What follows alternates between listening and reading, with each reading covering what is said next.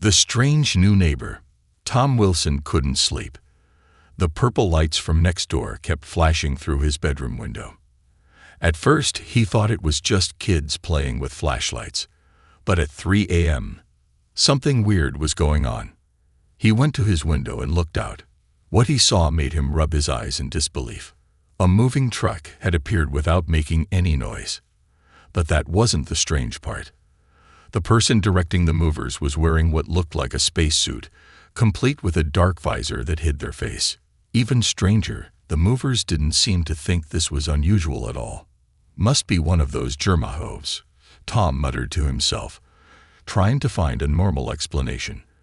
But then he saw something that made his jaw drop. As the mysterious figure walked under a streetlight, their skin gave off a faint blue glow. Just for a second, but Tom was sure he saw it. He grabbed his phone to take a video. But by then, the glow was gone. The next morning, Tom convinced himself he had imagined things. Lack of sleep could make people see crazy stuff, right? He got ready for another boring day at his office job, straightening his tie in the mirror. But when he opened his front door, a strange chemical smell hit his nose. It was sweet and sharp at the same time, like candy mixed with cleaning supplies. It was coming from the new neighbor's house. Tom saw the spacesuit person again, now wearing what looked like normal clothes, but something was off. They wore winter gloves despite the summer heat, and dark sunglasses that wrapped all the way around their head. "Hello, fellow human neighbor," they called out in an oddly musical voice. "I am Jane Smith, a completely normal person who just moved here from Canada." Tom watched as Jane tried to water their plants, but held the hose backward, spraying water all over themselves. Oh my! This this garden tool is quite tricky. Throughout the day at work, Tom couldn't focus. His new neighbor kept doing weird things. He saw them try to eat a newspaper while throwing away a sandwich. They talked to a fire hydrant, apologizing when it didn't answer. They walked backwards down the sidewalk, saying they were following local customs. When Tom got home, things got even stranger. A delivery truck arrived at Jane's house, but instead of normal boxes, they unloaded containers that hummed and glowed. One box made a chirping sound, and Jane quickly hushed it, looking around nervously. "Nothing to see here," they shouted when they caught Tom watching. "Just my normal human belongings." Like toasters. Yes, very noisy toasters from Canada. Tom tried to mind his own business, but then he noticed Jane's curtains changed color every hour, and was that grass in their yard growing and shrinking. He swore he saw a plant wave at him. Just before midnight, everything changed. Tom was getting ready for bed when he heard urgent knocking at his door. Looking through the peephole, he saw Jane, still in their weird outfit, but now their clothes seemed to be moving by themselves. "Please, fellow human, I require immediate assistance." Jane's voice had changed. It now sounded like 3 voices speaking at once. "I am experiencing what you would call a technical difficulty."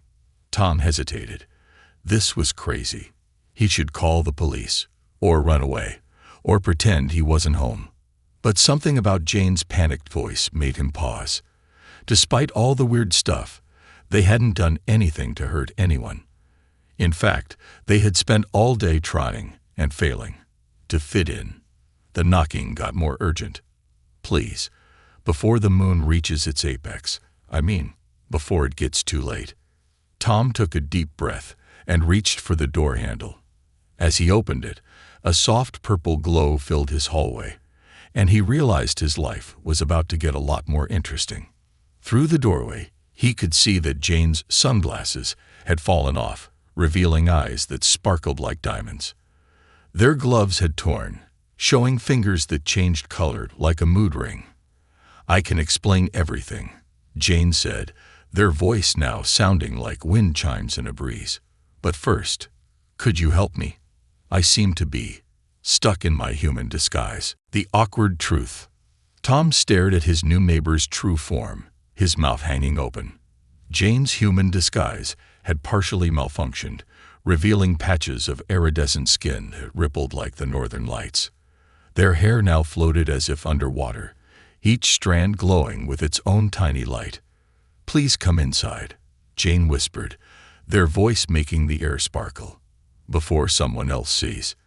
Tom followed Jane into their house, immediately noticing that the inside looked nothing like a normal home. The walls shifted colors like soap bubbles, and what looked like regular furniture from outside was actually grown from living crystal. A TV-shaped crystal showed moving images of what seemed to be another planet. "So," Tom said, trying to sound casual, "not from Canada." Jane made a sound like tinkling bells, apparently alien laughter. "No, I am from what you would call the Andromeda Galaxy. My real name is—" They made a series of musical notes that caused all the crystals in the room to vibrate.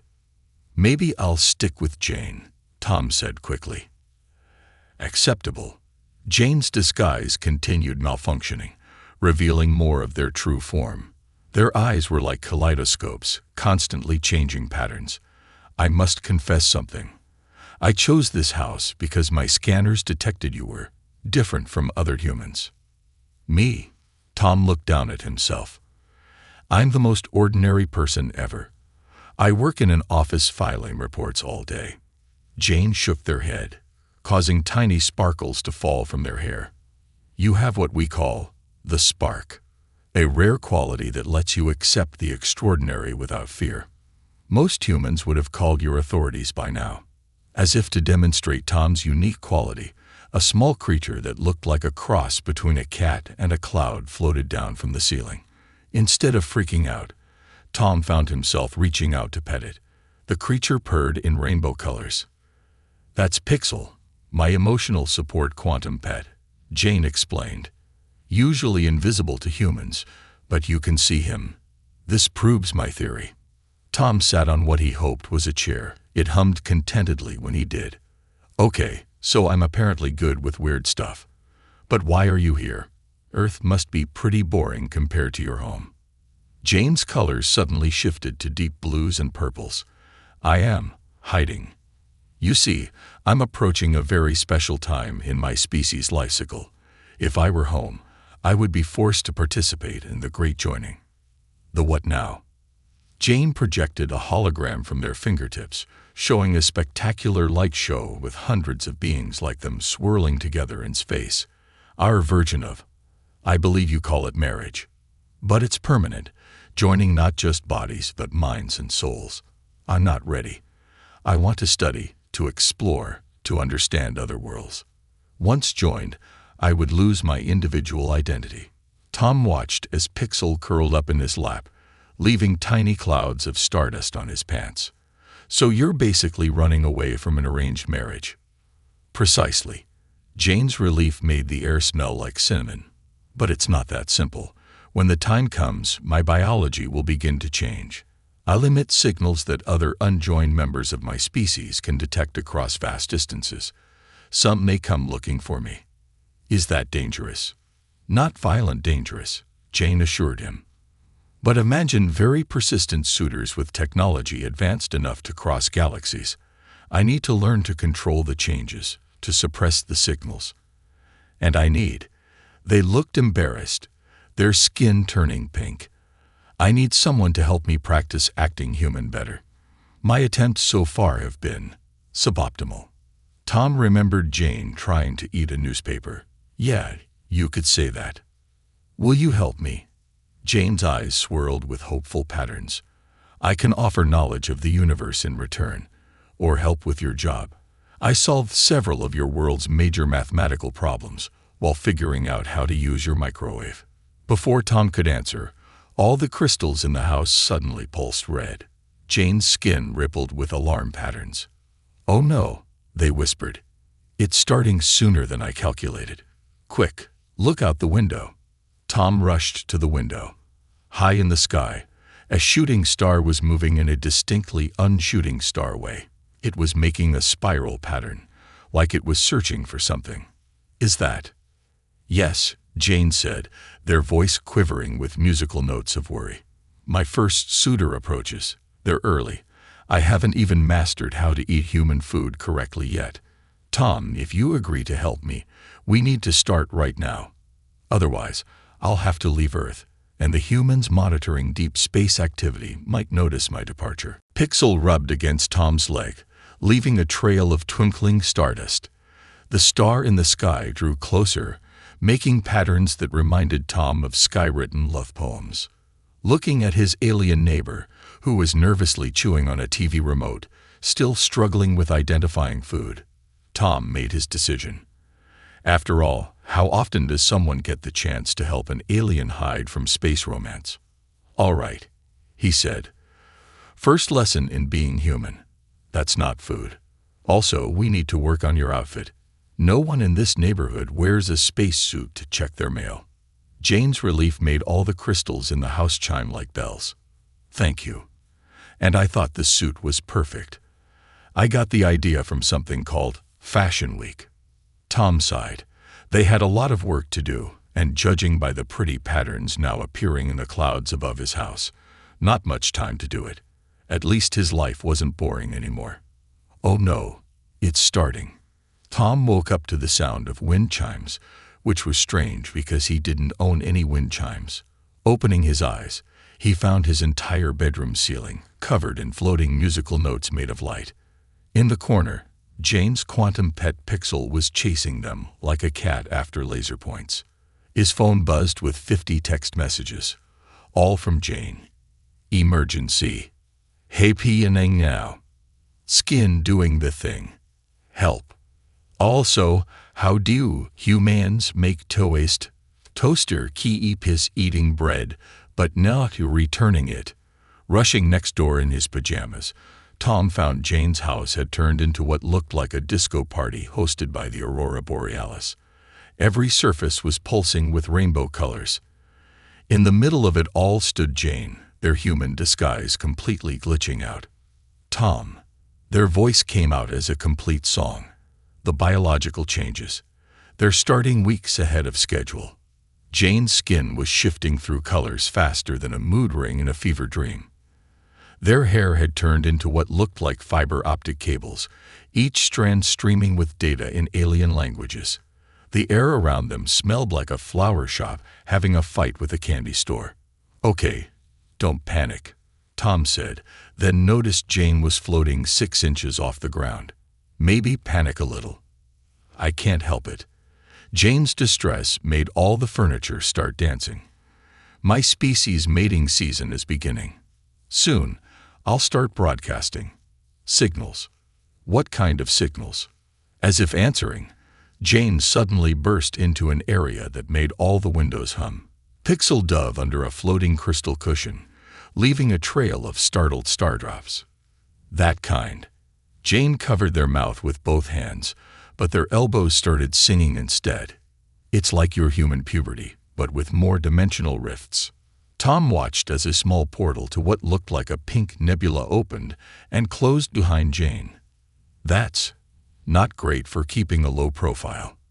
It gets worse, Jane said, their voice now sounding like a symphony orchestra having an existential crisis.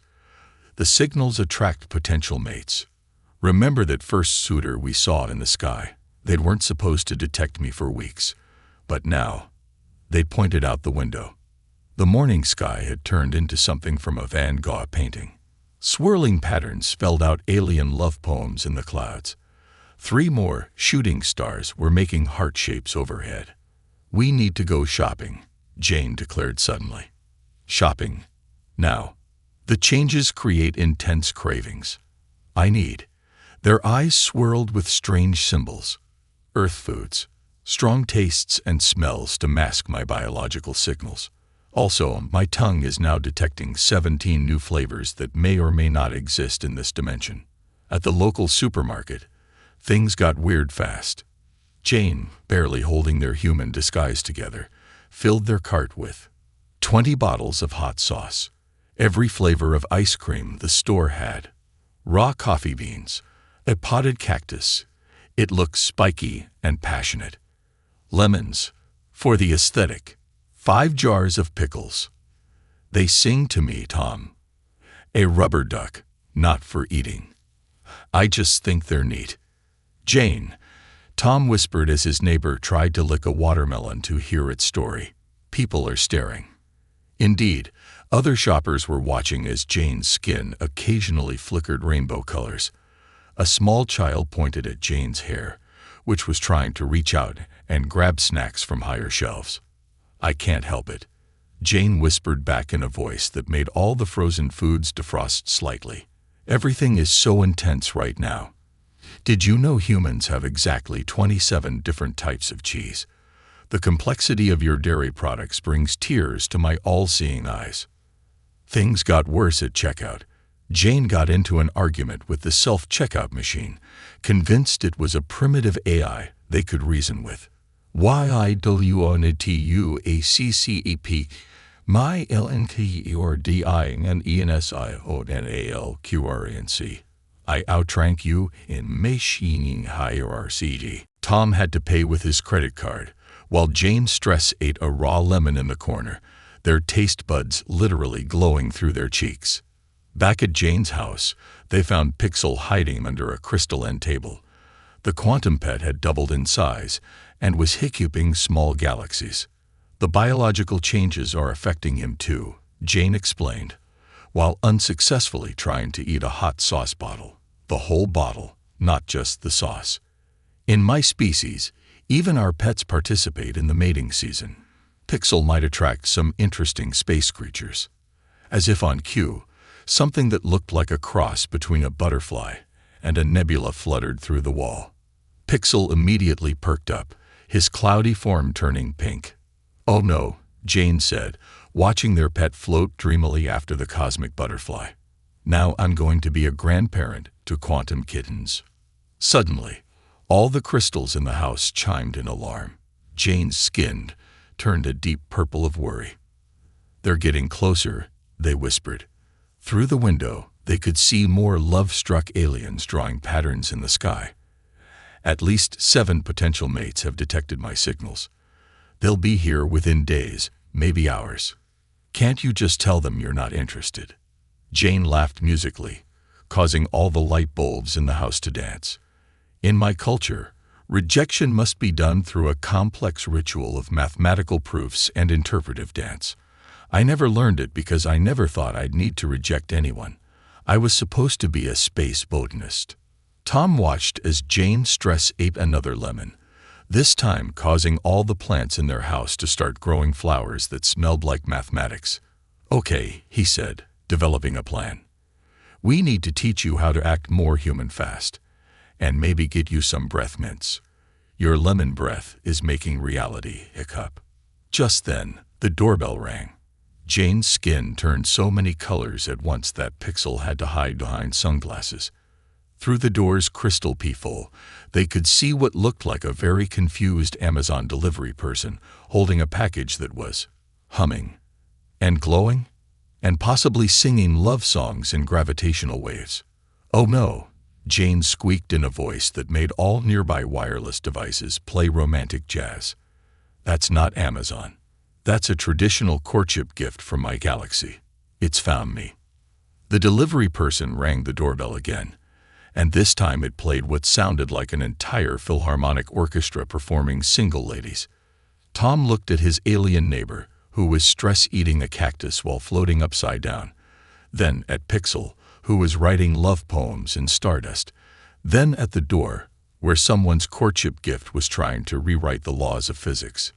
Maybe it was time to call in sick to work. Something told him this was going to be a very interesting day. The dating game. The first suitor arrived disguised as a door-to-door salesman selling vacuum cleaners. The second came pretending to be a pizza delivery person. The third didn't bother with a disguise at all, and just floated in through the chimney like a glowing jellyfish wearing a bow tie. Tom sat on Jane's crystal couch, watching the 3 alien suitors hover around the living room. Pixel had hidden himself inside a potted plant, occasionally peeking out to hiccup small constellations at the visitors. "So," Tom said, trying to break the awkward silence, "you all came a long way." "I traveled through 17 dimensions," the vacuum cleaner salesman announced proudly. His human disguise kept glitching, revealing patches of what looked like living starlight. And I brought a traditional courtship gift. He pulled out what appeared to be a regular vacuum cleaner, except when he turned it on, it started vacuuming up colors from the air and rearranging them into love poems. Amateur, scoffed the pizza delivery alien, whose pizza box was actually a container of singing crystals. I crossed 3 supernova remnants and composed a quantum symphony. They opened the box, releasing a melody that made reality ripple like a pond. The jellyfish alien with the bow tie just floated there, occasionally releasing small bursts of bioluminescent hearts. Jane, still struggling with their own mating season symptoms, was stress-eating their way through a bowl of lemons and hot sauce.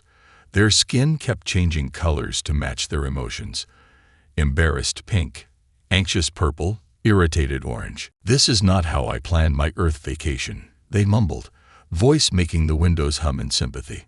Just then, the doorbell rang again.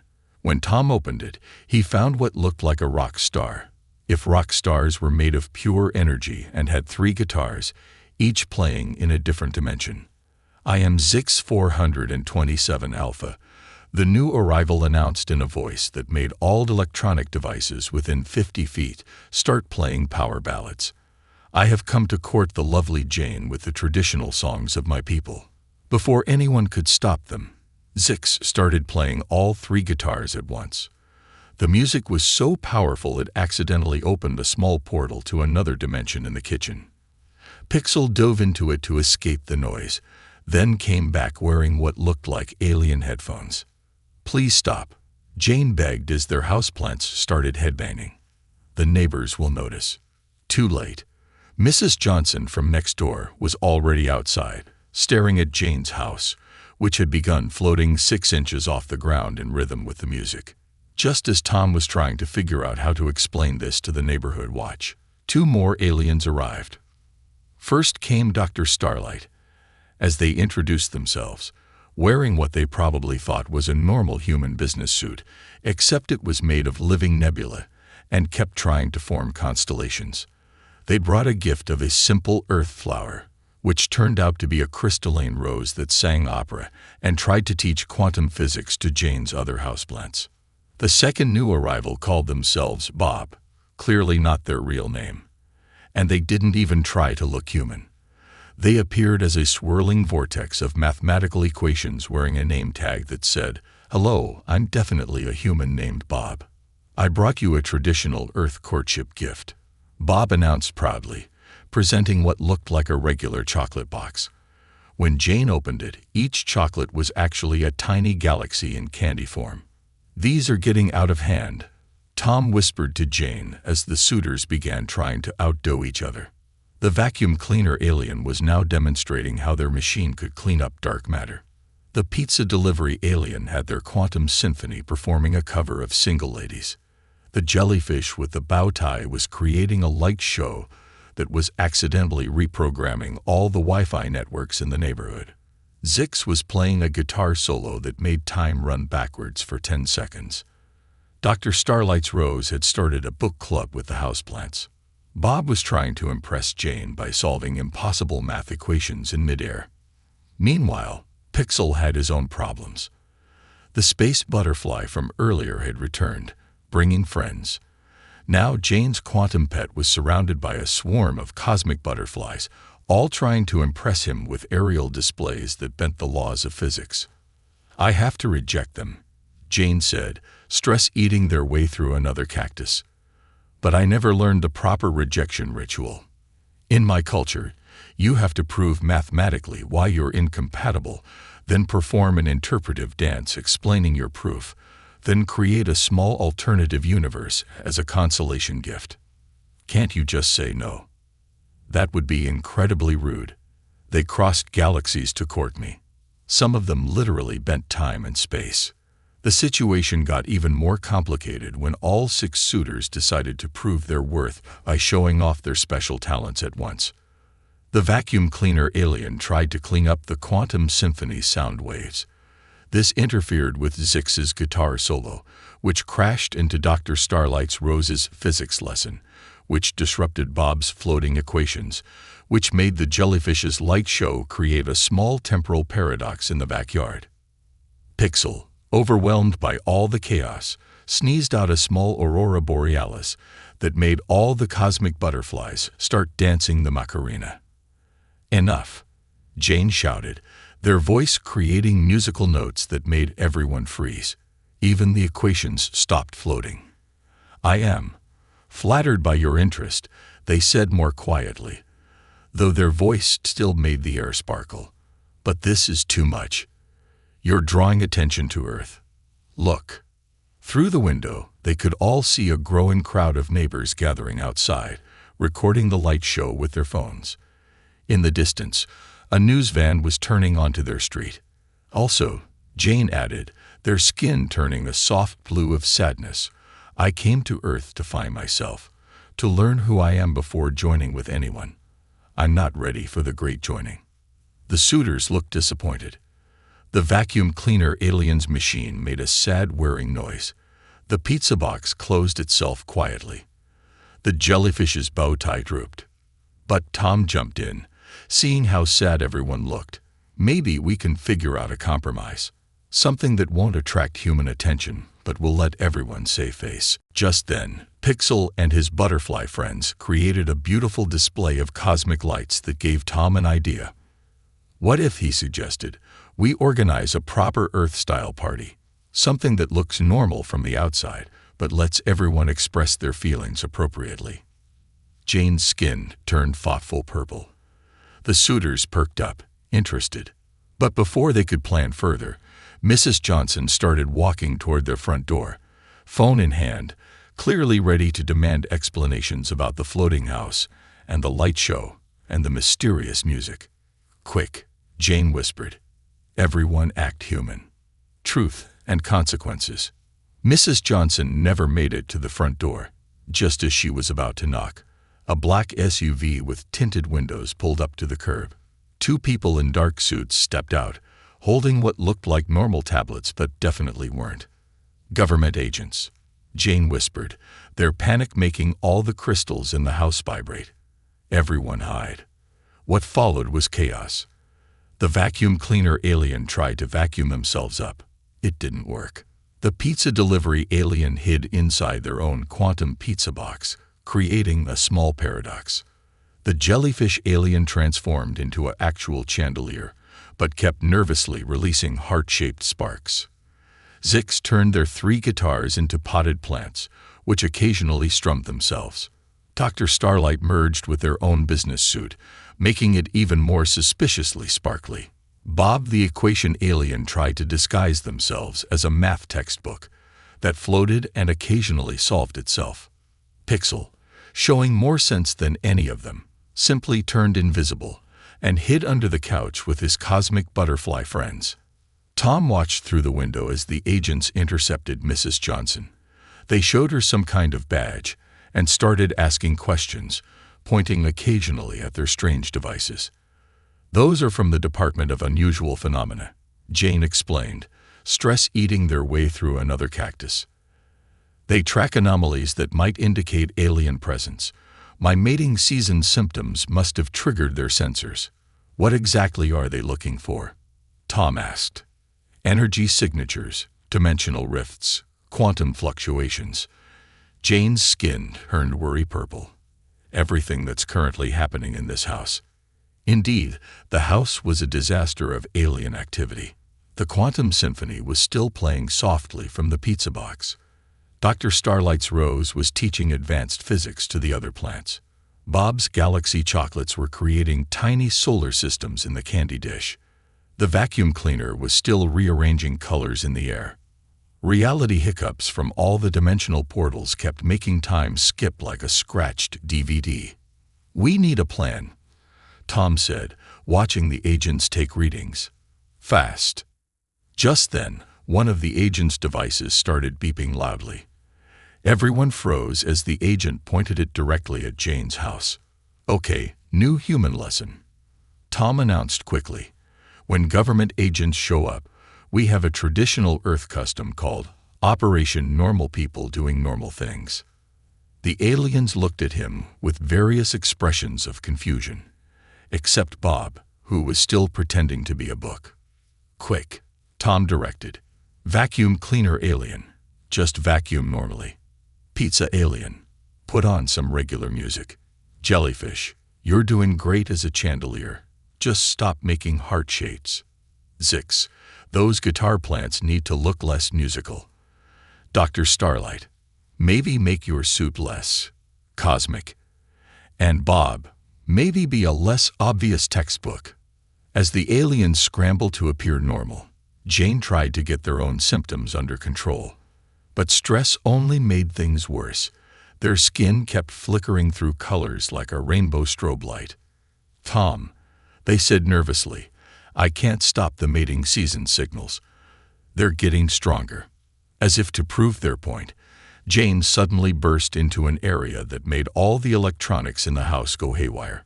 The agent's tablet started spinning in circles. Mrs. Johnson's phone started playing alien love songs. Plan B. Tom grabbed Jane's hand. "Everyone upstairs. We need to hide you somewhere the agent's devices can't detect you." They hurried upstairs, followed by a floating textbook, a suspicious chandelier, a vacuum cleaner that kept trying to clean up light, and the world's most obvious undercover aliens. In Jane's bedroom, Pixel reappeared, bringing his butterfly friends. The quantum pet seemed to have an idea. He was creating a small pocket dimension under the bed. "Perfect," Jane said. "We can hide in there until the agents leave." But just as they were about to climb into Pixel's dimensional hidey hole, they heard footsteps on the front porch. The agents were coming in. What happened next was like a scene from a comedy about aliens trying to hide from the government, which, technically, it was. The vacuum alien panicked and started vacuuming the ceiling. The pizza alien's box started stress playing Flight of the Bumblebee. The jellyfish chandelier began doing nervous loop-de-loops. Zix's guitar plants started humming Secret Agent Man. Dr. Starlight's suit went full disco ball. Bob the textbook started floating around the room solving equations out loud. And poor Jane, trying to hold their human disguise together, accidentally triggered what they called a quantum hiccup. Suddenly, all the furniture started floating. The walls turned transparent, then thankfully back. Pixel and his butterflies multiplied into a small quantum circus. Time ran backwards for 3 seconds. Everyone's hair turned into rainbow-colored cotton candy. And most unfortunately, Jane's mating call reached maximum volume. The sound was like 1,000 wind chimes in a hurricane mixed with whale songs and jazz. It shot through the house, down the street, and possibly into orbit. Somewhere in space, more alien suitors probably just got the message. The agents were halfway up the stairs now. Their devices were going crazy, beeping and whirring, and possibly trying to make phone calls to other dimensions. Tom looked around the room of panicking aliens and had a crazy idea.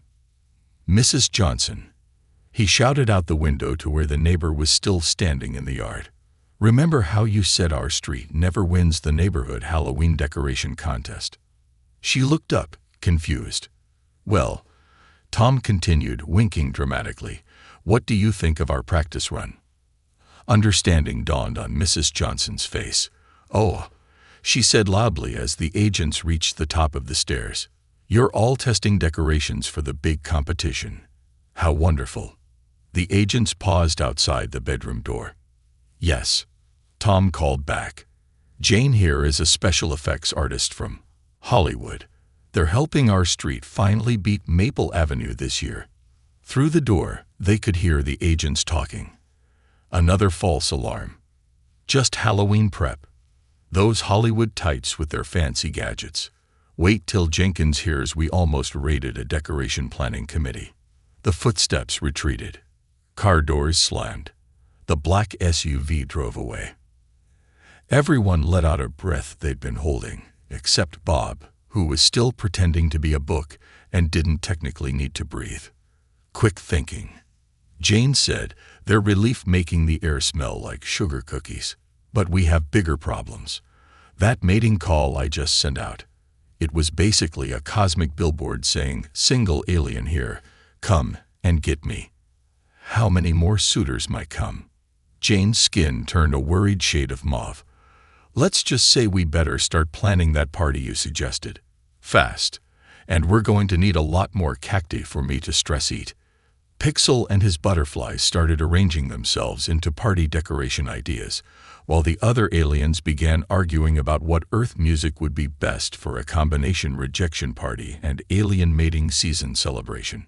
Tom looked at the chaos around him and realized this party would have to be really, really good. Because if it wasn't, the next visitors might not be so easy to fool as the government agents. And somewhere up in space, more lights were already changing course toward Earth, drawn by Jane's accidental invitation. The choice. The party planning committee consisted of one stress-eating alien, Jane, whose skin kept changing colors like a disco ball. 6 lovesick alien suitors trying to be helpful, but mostly causing chaos. 1 quantum pet, Pixel, and his cosmic butterfly entourage. And 1 very overwhelmed human, Tom, trying to keep everything under control. They gathered in Jane's living room, which was currently floating 3 feet off the ground, because Jane's emotions were affecting gravity again. Okay, Tom said, standing next to a whiteboard he brought from work. We need to plan a party that looks normal from the outside, but can handle alien mating season drama on the inside. And we need it ready by tomorrow night, Jane added, munching nervously on their 15th cactus of the day. That's when my species' mating window reaches its peak. After that what? Jane's skin turned a deep worried blue. After that, if I haven't either joined with someone or properly rejected all suitors, my biological signals will become so strong they might affect Earth's magnetic field. Everyone stared at them. Just a little, Jane added quickly. Maybe just reverse the poles for a few hours. A day tops. Right, Tom said, writing "Save Earth's magnetic field" at the top of his party planning list. No pressure. The suitors all started offering ideas at once.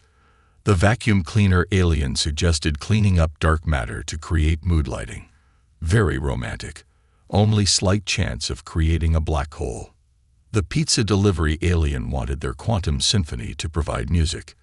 We'll only break 3 or 4 laws of physics, tops. The jellyfish alien, still pretending to be a chandelier, proposed a light show that would only partially alter the visible spectrum. Zix wanted to perform with all 3 guitars, promising to keep dimensional rifts to a minimum. Dr. Starlight offered to have their sentient Rose teach dance lessons. The Rose had apparently earned a degree in choreography from a prestigious space-time university. Bob the Equation Alien suggested mathematical party games that would only bend reality a little bit. Meanwhile, Pixel and the Cosmic Butterflies were demonstrating possible decorations by creating miniature nebula in the corners of the room. These are all. Tom searched for a diplomatic word. Creative ideas. But remember, it needs to look normal to humans. Oh, I know Earth parties, Jane said excitedly. I've been studying your culture. We need balloons that don't float into other dimensions, music that doesn't reprogram DNA, and those little sandwiches cut into triangles. Just then, there was another complication. Through the window, they saw more lights in the sky. At least a dozen new suitors responding to Jane's accidental mating call. They're coming too fast, Jane whispered, their worry making all the houseplants start stress blooming. I'm not ready. I don't want to join with any of them. I want. They looked at Tom, their kaleidoscope eyes swirling with emotions. Then they quickly looked away, their skin turning pink with embarrassment. The other suitors noticed this exchange. The vacuum cleaner made a sad whirring noise. The pizza box played a melancholy tune. The jellyfish's light show dimmed. Oh, said Dr. Starlight softly, their nebula suit rippling with understanding. You formed an attachment to the human. What? No, Jane protested, but their skin was cycling through romantic pinks and purples. That's not. I mean, humans, and my species can't. It's impossible. Actually, Bob the Equation Alien floated forward, pages flipping excitedly. I've been calculating the possibilities, with some quantum adjustments and maybe a small redesign of local spacetime. That's not the point, Jane interrupted, floating up to the ceiling in distress. I came to Earth to find myself, not to find love. But now everything's complicated and my emotions are making reality hiccup, and I keep craving Earth foods, and Tom is so patient and kind. And they covered their face with their hands, accidentally releasing a shower of musical notes. Tom felt his heart doing something funny in his chest. He'd been so busy helping Jane hide from their suitors, he hadn't realized his own feelings were changing too. The vacuum cleaner alien suddenly perked up. Wait, if Jane has chosen a human, that means we can compete for Pixel instead, finished the pizza alien. Everyone turned to look at the quantum pet, who was currently playing tag with his butterfly friends through several dimensions at once. Pixel froze mid-chase, looking alarmed. He quickly tried to turn invisible, but his nervous sparkles gave him away. He's so mysterious and cloudy, sighed the jellyfish alien, finally abandoning their chandelier disguise.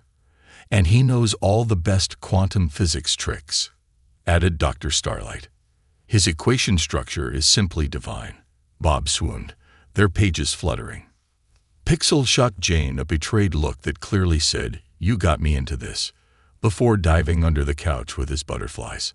But before this new romantic complication could develop further, there was a bright flash outside. The new suitors weren't waiting for the party. They were landing now. Quick. Tom grabbed Jane's hand. We need to get you out of here. No more running, Jane said firmly, though their voice made the air taste like nervous butterscotch. I need to make a choice. And they squeezed Tom's hand, sending tiny sparks of static electricity between them. I think I already have. But how? Bob said it was barely possible, and that was with quantum adjustments and rewriting spacetime. And Jane's smile lit up the room, literally. Several light bulbs exploded in romantic excitement. Then it's a good thing we have 6 powerful aliens who might be willing to help, if we give them a new romantic target to pursue. Everyone looked at Pixel again. The quantum pet was trying to hide behind his butterfly friends, who were arranged in a heart shape just to tease him. Outside, the new suitors were creating elaborate light shows in the sky. The government agents would definitely be back soon. The magnetic poles were starting to get wobbly. And somewhere in the multiverse, physics itself was holding its breath, waiting to see what would happen next. Jane looked at Tom, their skin glowing with all the colors of hope and possibility. What do you say? Want to help me rewrite the laws of the universe? Just a little bit. Tom looked at the alien he'd somehow fallen in love with, at the chaos their love was causing in multiple dimensions, and at the probably going to be legendary party they still needed to plan. Well, he said, grinning, it beats filing reports at the office. The vacuum cleaner alien started playing romantic music. The pizza box provided backup vocals. The jellyfish created a light show of hearts. Zix's guitar plants serenaded them. Dr. Starlight's rose threw quantum rose petals. And Bob the equation alien wrote love poems in mathematical formula that made reality swoon. Now they just had to figure out how to save Earth's magnetic field, plan the party of the millennium, help 6 aliens woo one very overwhelmed quantum pet, and convince the laws of physics to make an exception for love. Just another day in the life of someone whose alien neighbor's mating season turned everything upside down, sometimes literally. A new beginning. The party to save Earth's magnetic field, unite 2 species in love, and find a match for a quantum pet was in full swing. From the outside, Jane's house looked like it was hosting a normal neighborhood gathering. On the inside, it was anything but normal. The living room had been transformed into what the aliens called a quantum dance floor. The vacuum cleaner alien used their reality cleaning powers to create pockets of zero gravity for dancing. The pizza alien's quantum symphony played covers of Earth pop songs, with only minor dimensional distortions. The jellyfish created a light show that technically existed in 7 dimensions, but looked like normal party lights. Zix and their guitar plants provided backup music that made people's shoes temporarily change color. Dr. Starlight's Rose conducted everything while teaching quantum physics. Bob floated around as a party planning clipboard, keeping everything organized through mathematical formulas. Pixel had his own problems. The 6 original suitors had decided he was their new romantic target, and they were competing for his attention with increasingly elaborate displays of quantum affection. One created a small galaxy in the punch bowl just for him. Another wrote his name in constellation patterns. A third offered to build him a pocket universe as a summer home. The quantum pet was hiding behind his cosmic butterfly friends, who found the whole situation hilarious and kept arranging themselves into teasing heart shapes. But the real challenge was happening in the basement, where Jane, Tom, and Bob the equation alien were trying to solve an impossible problem. How to make human-alien love possible without destroying the fabric of reality.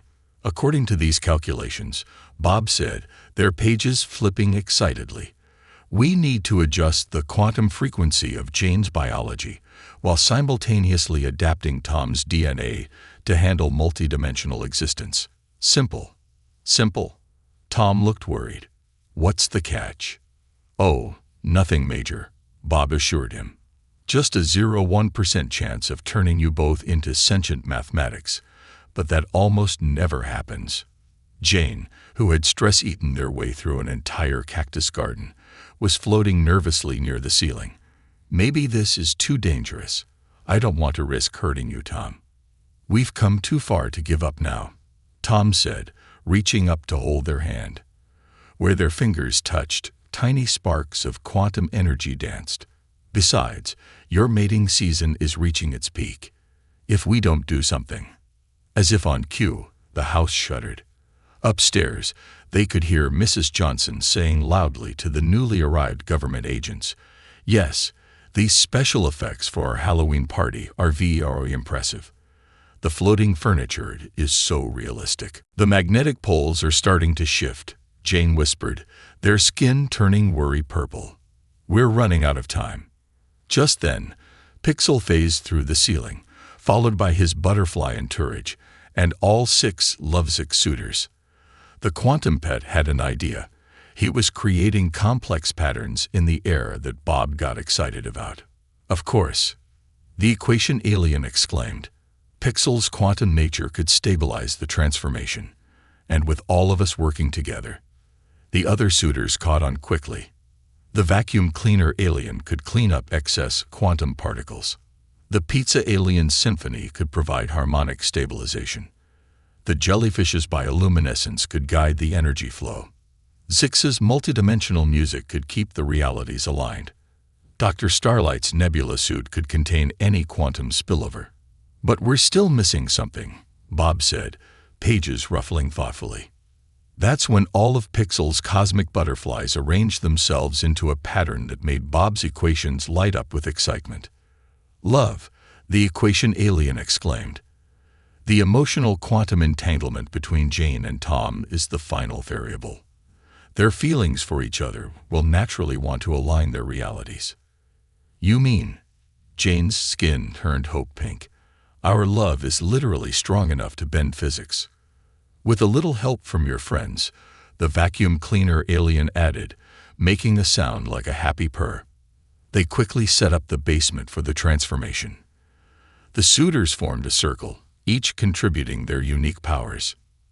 Pixel and his butterflies created a quantum containment field.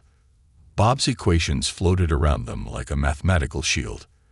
And in the center, Jane and Tom held hands, their hearts beating in sync with the universe. "Ready?" Bob asked, pages quivering with excitement. "Wait." Jane turned to Tom. "Are you sure? This could change everything about you." Tom smiled. "My life already changed the day you moved in next door and tried to eat a newspaper." Jane's laugh made all the lights flicker romantically. Just then, they heard footsteps upstairs. The agents were searching the house. And outside, more alien suitors were arriving. drawn by Jane's peak mating season signals. Now or never, Bob announced. Everything happened at once. The suitors channeled their powers. Pixel and the butterflies spun their quantum field. Bob's equations reached maximum complexity. The pizza alien symphony hit a perfect multidimensional note. And Jane and Tom's love created a bridge between their realities. For a moment, the whole universe held its breath. Then, Tom felt himself expand into new dimensions while staying human. Jane's biology shifted to match his frequency while keeping their alien nature. Their quantum resonance matched perfectly. And their first kiss made reality hiccup in the happiest way possible. The effects rippled outward. Earth's magnetic field stabilized, with just a slight musical undertone. The new suitors felt the shift and realized Jane was no longer available. The government agent's equipment suddenly detected nothing but normal party sounds. And Pixel, inspired by all the romance, finally chose one of his suitors, the jellyfish alien, whose light shows had won his quantum heart. Mrs. Johnson, watching from her yard as the house briefly shifted through 15 dimensions before settling back to normal, just smiled and said, "Our street is definitely winning the Halloween decoration contest this year." Epilogue. 1 year later, Jane's house still occasionally floats when they're particularly happy, but the neighbors have gotten used to it. Tom's new multidimensional awareness makes his office job more interesting, especially when he can see the quantum possibilities of where he filed that missing report. Pixel and the jellyfish alien adopted several cosmic butterflies and started a quantum pet daycare in the garage. The other suitors became regular visitors, often bringing impossible gifts and causing minor reality distortions that everyone politely ignores. The government agents were convinced it was all elaborate special effects, and the street did win the Halloween contest, though the judges were a bit confused by the decorations that seemed to exist in multiple dimensions at once. As for Jane and Tom, they proved that love really can conquer all, even the laws of physics, though they did have to promise the universe they'd keep the reality-bending displays of affection to a minimum. Most days, they're just a normal couple. Well, as normal as you can be when one of you is an alien whose mating season temporarily turned the neighborhood into a multi-dimensional romance novel. But hey, at least life isn't boring anymore. And somewhere in the vast cosmos, physics itself had to rewrite a few laws, adding a footnote that reads, "Except in cases of true love, quantum pets, and really good party planning."